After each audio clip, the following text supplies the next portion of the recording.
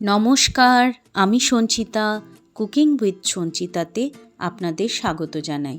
আজকে নিরামিষ বরবটি আলু দিয়ে এত সুন্দর একটা টেস্টি রেসিপি আপনাদের সাথে শেয়ার করব। যারা বরবটি খেতে একদম পছন্দ করে না, তারাও কিন্তু এই রেসিপিটা চেটে পুটে খেয়ে নেবে, এটা আমার গ্যারেন্টি। বাদাম এবং মুগ ডাল দিয়ে আজকে নিরামিষ যে বরবটির রেসিপিটা শেয়ার করব, তার জন্য আমি এখানে নিয়েছি 300 গ্রাম পরিমাণ বরবটি। বরবটিটা ভালোভাবে পরিষ্কার করে ধুয়ে নিয়ে তারপর এরকম লম্বা লম্বা করে কেটে নিতে হবে। আমি এখানে 1 ইঞ্চি পরিমাণ লম্বা লম্বা বরবটিটাকে কেটে নিচ্ছি। বরবটিগুলো দেখুন সুন্দর করে কাটা হয়ে গেছে। এরপর বরবটির সাথে আমি আলু ব্যবহার করব। তার জন্য আমি এখানে 2টো মিডিয়াম সাইজের আলু লম্বা লম্বা করে পাতলা পাতলা করে কেটে নিয়েছি। এরপর চলে আসছি মূল রান্নায়। কড়াইয়ের মধ্যে আমি কিছুটা পরিমাণ মুগ ডাল ড্রাই রোস্ট করে নেব। মুগ ডাল ততক্ষণ পর্যন্ত লো টু মিডিয়াম হিটে ভেজে নেব যতক্ষণ না মুগ ডালের কালারটা চেঞ্জ হয়ে যাচ্ছে এবং সুন্দর একটা গন্ধ বেরিয়ে আসছে। মুগ ডালের ভাজার গন্ধ বেরিয়ে এলেই ব্যাস, মুগ ডালের মধ্যে জল দিয়ে আমি ভালো করে মুগ ডালটা ধুয়ে নেব। তবে খুব বেশি মুগ ডালটা ধোবেন না, তাতে মুগ ডালের সুন্দর যে গন্ধটা সেটা কিন্তু চলে যাবে। মুগ ডালটা একবার আমি ধুয়ে নিয়েছি। এরপর চলে আসছি পরের স্টেপে। কড়াইয়ের মধ্যে কিছুটা পরিমাণ জল দিয়ে সামান্য পরিমাণ লবণ অ্যাড করে দিলাম। তার মধ্যে কেটে রাখা বরবটিগুলো দিয়ে একটা বড় সাইজের টমেটো এখানে সামান্য একটু ভাপিয়ে নেব। 2 থেকে 3 মিনিট বরবটি এবং টমেটোটাকে ভাপিয়ে নিলাম। এরপর একটা প্লেটের মধ্যে তুলে ঠান্ডা করে নেব।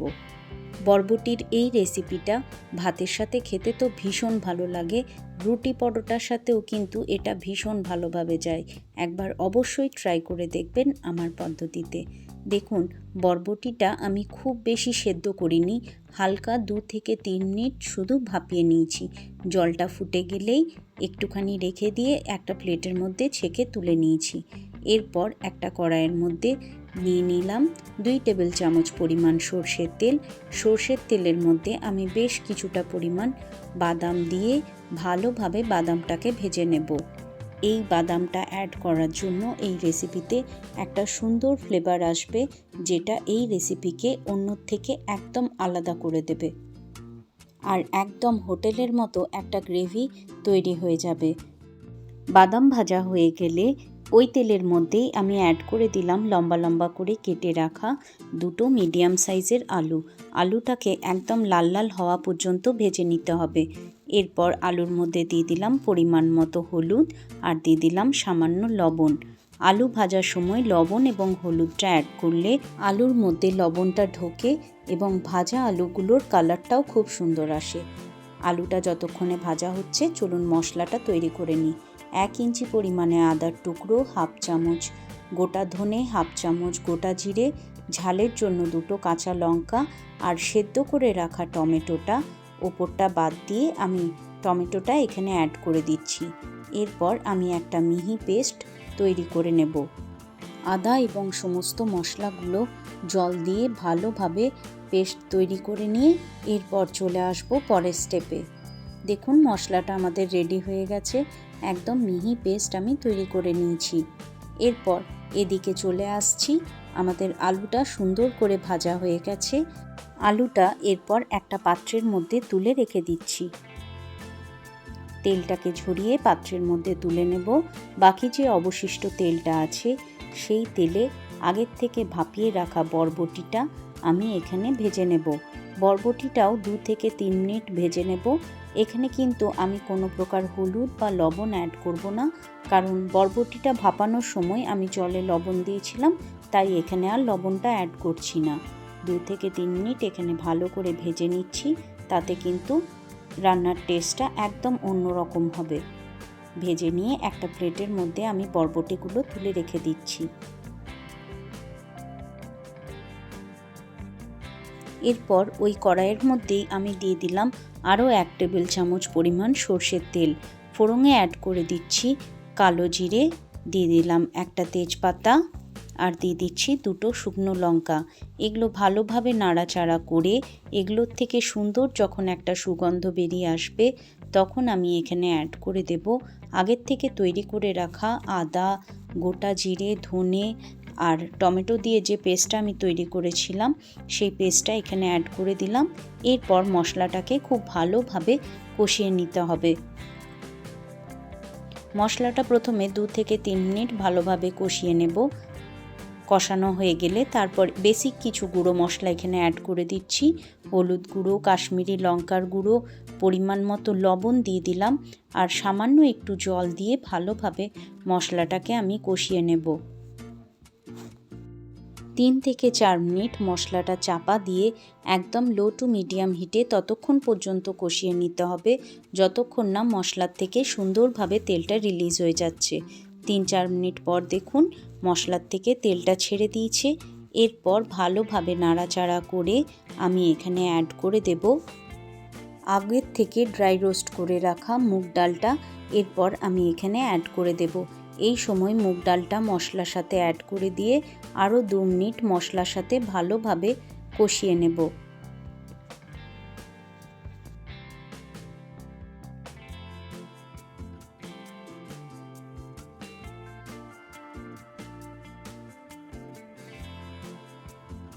ডালটাকে 2 মিনিট মশলার সাথে নাড়াচাড়া করে সামান্য একটু জল দিয়ে চাপা দিয়ে রেখে দেব আরও 2 থেকে 3 মিনিট, তাতে ডালটা একটু নরম হয়ে যাবে।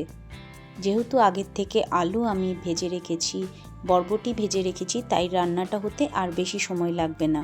তো চলুন এইখানে আগের থেকে ভেজে রাখা বাদামটা আমি একটা মিহি পেস্ট তৈরি করে নেব। বাদামের পেস্টটা আমাদের তৈরি হয়ে গেছে। এই পেস্টটার জন্য এই বরবটির রেসিপিতে কিন্তু দারুণ সুন্দর একটা টেস্ট আসবে। এদিকে ডালটাও অনেকটা সেদ্ধ হয়ে গেছে, এখানে প্রায় ডালটা 50% পর্যন্ত সেদ্ধ হয়ে গেছে। এরপর আগের থেকে ভেজে রাখা বরবটি এবং আলুটা আমি এখানে অ্যাড করে দেব।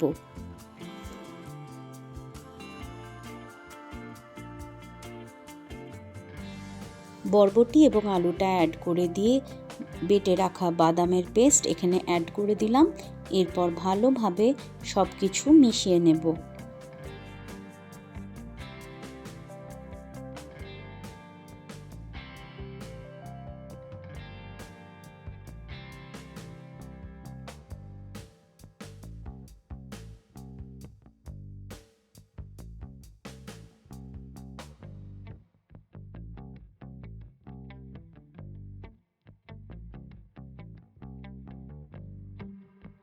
সমস্ত উপকরণগুলো খুব ভালোভাবে মেশানো হয়ে গেলে এরপর পরিমাণ মতো এখানে আমি জল অ্যাড করে দিচ্ছি। আপনারা যেমন রসালো রাখবেন এই তরকারিটা সেই রকমভাবে জলটা অ্যাড করবেন। তবে এখানে যেহেতু আমি ডালটা অ্যাড করেছি, এটা একটু রসা রসা খেতেই বেশ ভালো লাগবে। একটু বেশি পরিমাণে জল দিয়ে আমি এটা চাপা দিয়ে রেখে দেব আরও 4 থেকে 5 মিনিট। সবজিগুলো সুন্দরভাবে এতক্ষণে সেদ্ধ হয়ে গেছে। এরপর উপর থেকে দিয়ে দিলাম কিছুটা পরিমাণ গরম মশলার গুঁড়ো আর দিয়ে দিচ্ছি স্বাদটাকে ব্যালেন্স করার জন্য সামান্য পরিমাণ চিনি আর দিয়ে দিলাম চেরা কাঁচা লঙ্কা সুন্দর সুগন্ধের জন্য। ভালোভাবে সমস্ত উপকরণ দিয়ে মিশিয়ে নেব। মেশানো হয়ে গেলে এরপর আমি এখানে অ্যাড করে দেব সামান্য পরিমাণে কুচনো ধনেপাতা। আপনারা কিন্তু ধনেপাতার বদলে সামান্য ঘিও অ্যাড করতে পারেন, তাতেও কিন্তু এই রেসিপির টেস্টটা অসাধারণ লাগবে। অবশ্যই একবার ট্রাই করে দেখার অনুরোধ রইল। যদি ভালো লাগে আমার রেসিপিটা ট্রাই করে আমাকে কমেন্টে জানাতে একদম ভুলবেন না কিন্তু। 10 মিনিট স্ট্যান্ডিং টাইমে রেখে তারপর গরম গরম পরিবেশন করুন।